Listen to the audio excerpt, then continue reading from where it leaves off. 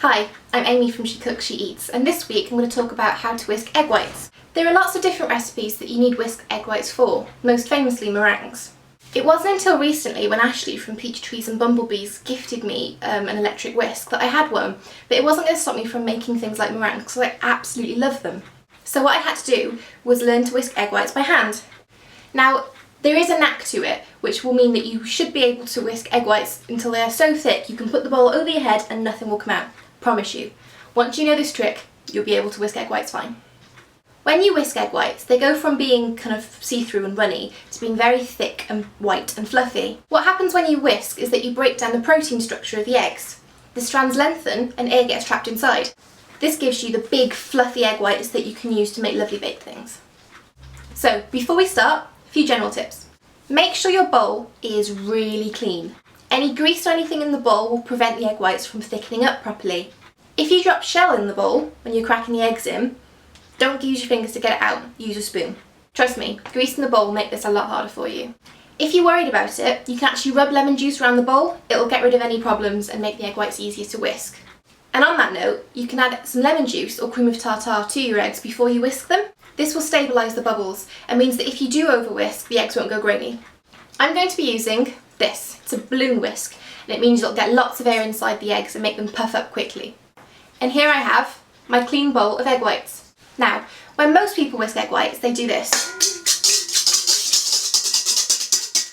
Their whole arm is moving, and it's impossible to do that for a prolonged period of time unless you're Arnold Schwarzenegger. Or a teenage boy. I'm not saying that. What you should do instead is tuck your elbow to your side so it can't move, hold the whisk, and then only move the wrist. Yes, you look ridiculous, but you can do it for ages.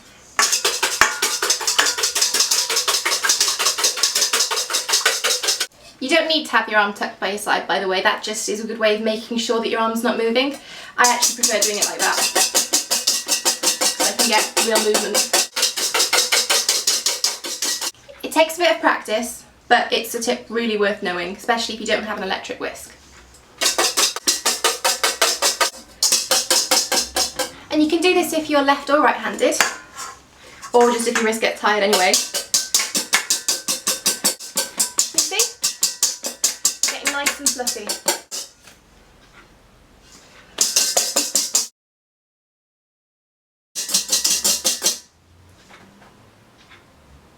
See? Lovely and thick and fluffy and all done by hand. Something you will have read in recipes is whipped to soft peak. Soft peak is kind of like this. It's holding its shape really well, but it's very fluffy. You whisk it and take your whisk out, and it droops. I hope you found that useful. It's still tiring to whisk egg whites by hand, but it's a lot more manageable if you know that trick. Just remember, keep your arm still, only move the wrist. Next time, I'll show you how to turn those whisk egg whites into meringues. See you next time. Bye!